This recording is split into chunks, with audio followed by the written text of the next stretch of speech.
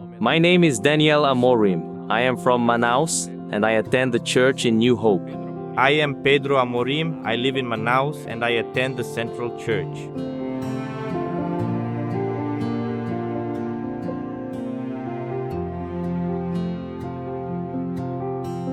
The dream of having a boat here in the Amazon to evangelize the riverside families began in the heart of Brother Jose Lorenzo. He was the pioneer of the Puru region, which is where we grew up. From the time we were children, we remember how he stood up and asked who would go with him to preach the gospel. He already had his canoe and the necessary resources. He even carried the money in his pockets. In that region, there are no roads. All transportation is done by water, and he evangelized alone, rowing by hand.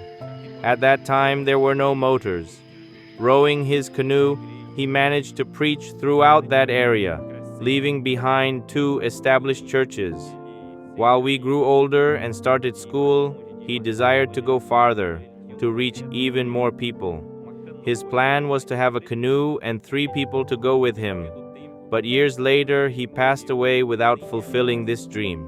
Still, he planted that desire deep in our hearts.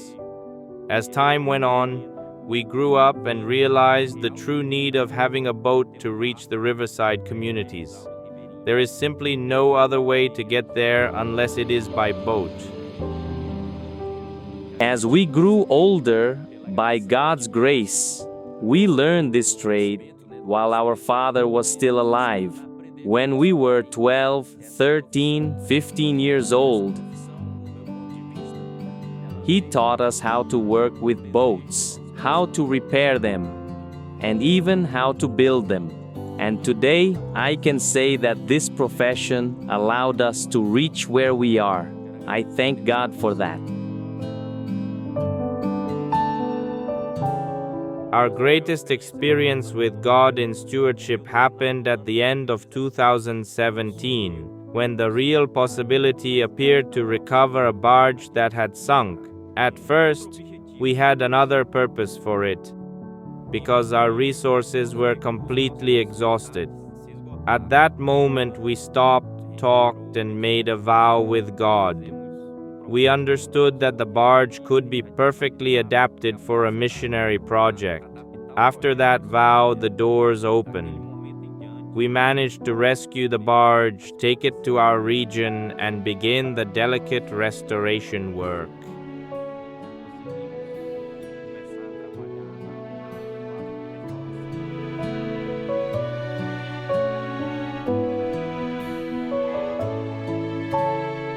I want to tell you that it was very difficult.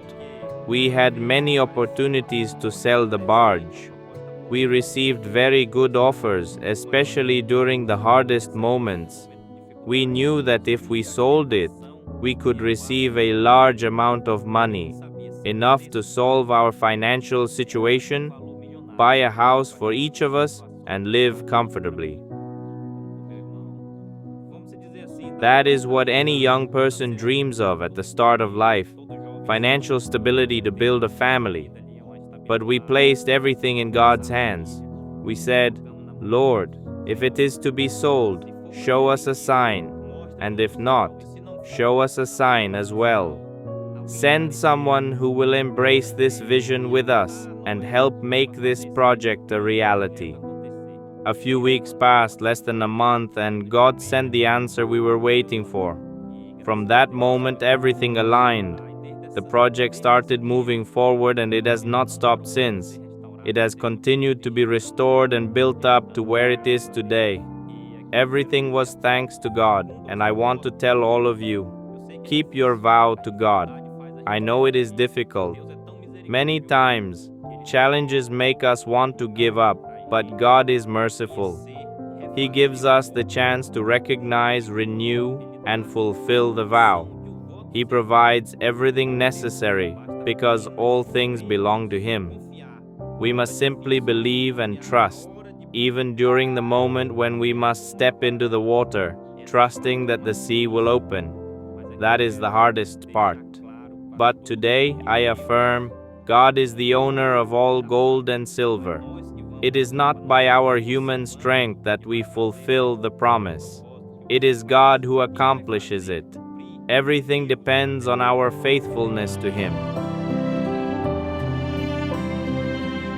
My appeal to you today, with a missionary focus, is this: keep your vow, even if it is small, whether in little or in much, because God says, "Those who honor me, I will honor." God is faithful. We want to extend an invitation to you. Be a blessing.